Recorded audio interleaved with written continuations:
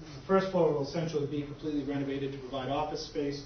The second floor of the existing building will essentially will remain the way it is. That there's 4 classrooms up there. That'll stay pretty much the way it is. We'll also be addressing some of building safety issues as far as ADA accessibility, fire sprinkler systems. The building is not sprinkled. We need to provide a fire sprinkler system. Also, complete upgrade of the HVAC system, as well as one of the most important issues from an energy standpoint, replacing all the doors and windows. They have incredible problems during the winter trying to maintain adequate temperatures in the building because they lose so much heat through the windows. The project has a total cost of $4 million. That is a debt exclusion that was voted back in September of 2007. It has a tax impact of about $43 per household based on an average house cost in West, which is about $450,000.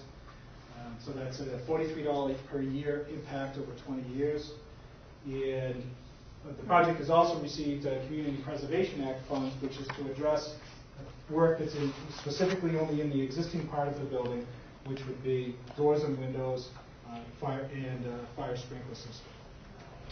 Site improvements will include a brand new septic system, a new stormwater runoff system, plus we'll be providing expanded parking for an additional 15 spaces. I think currently they have about 43 spaces. We're going to be adding an additional 15 spaces and giving a total of about 58 spaces on site. The project has gone through an extensive permitting process here locally. We've received Conservation Commission approval. We've recently received site plan approval and our special permit. The project has been bid. The low bidder on the project was submitted a bid of $3.2 million. And so with contingencies and allowances and engineering fees, the total project cost is $4 million. Came in right at $4 million, which is what the debt exclusion vote was. That was the estimated cost at the time of the debt exclusion vote.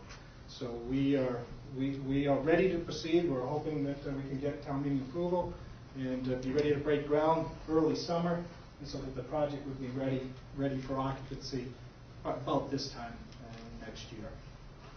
Right. I want to take your questions. Yes, sir. Do you know what the approximate difference between the renovation and the addition, the cost of the renovation or addition? Can you separate that out at all?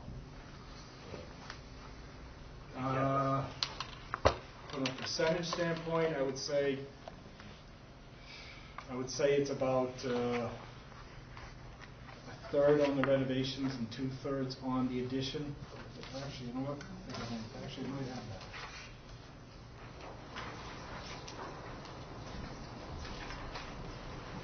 That's okay. Don't worry about it. Yeah, I'm sorry. I don't have that actually, that specific breakdown.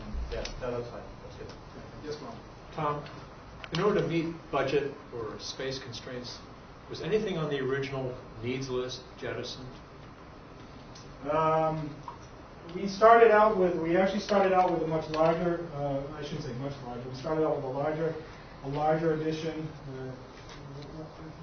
addition that was actually originally going to extend more to the east. This north elevation will be facing, looking at Pleasant Street. It was going to be a larger addition, partially finished basement, which was going to provide some space for things like the food pantry, and so with the changes that we made, with the reduction of the addition, the basement is not going to be finished. Actually, one of the other major portions we were going to provide elevator access to the basement, and so the entire basement would then be accessible, so that they needed, not only to be able to use that basement for for things like a thrift shop, but it could be also used for future office space or activity space. It was going to be a walkout basement. There was going to be a off the south elevation here. There was going to be like a patio off of the basement. So that was probably one of the main reductions in the project that we had to make, mostly due to budgetary constraints and also concerns from the neighbors as the overall size of the project. But I think as far as a function, that was probably the main thing that was cut. size of the project in the basement.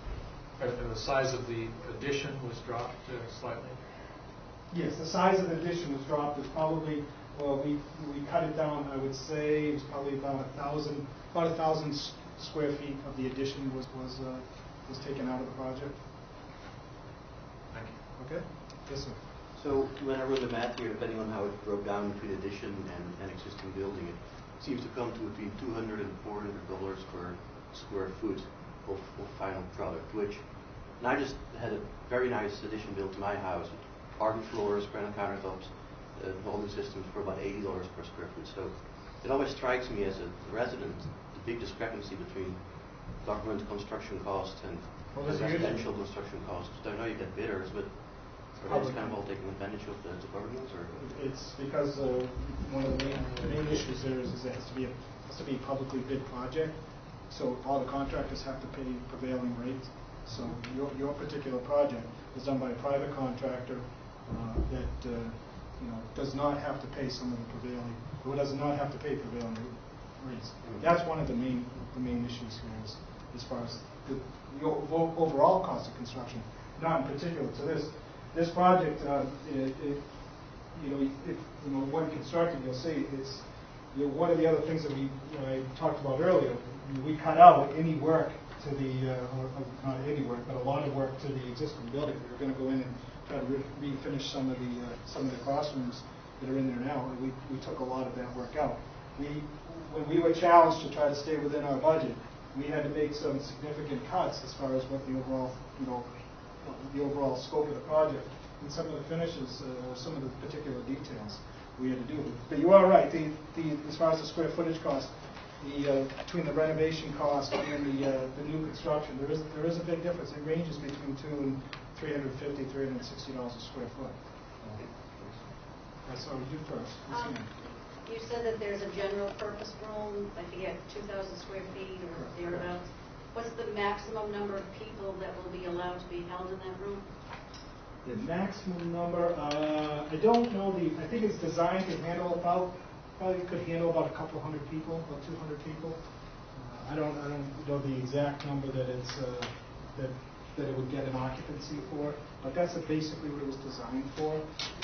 But actually, I should point out too, one of the other features of that multi-purpose room, one of the other main goals was to provide a commercial kitchen also. The existing center just has a small countertop kitchen. It's not a commercial kitchen, and they have to bring in a lot of their meals. So with this commercial kitchen, they can now prepare those meals on site. Tom, is a lot of that information available on the website, the design specifics, such as occupancy and so on? Well, the occupancy probably not. All the plans were posted on the website. They're on the town meeting documents website. If you look up Article 60, I have the other drawings with the site plan, building plans. But all the building plans are shown on the town website along with the site plan.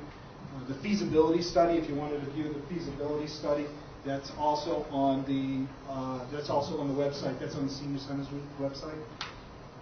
Yes. Okay.